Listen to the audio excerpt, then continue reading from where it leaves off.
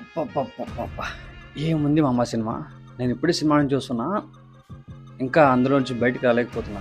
నాగశ్విన్ చెప్పినట్టు డైరెక్టర్ గారు సినిమాలోంచి బయటకు వచ్చిన తర్వాత ఆ ఫీల్ అట్లే ఉండిపోతుంది. ఎక్కడున్నా ఆ ఫీల్డ్లోకి వెళ్తే బాగుంటుంది అనిపిస్తా అన్నారు కదా, సేమ్. బట్ సినిమా మొత్తం వేరే లెవెల్ ఉంది.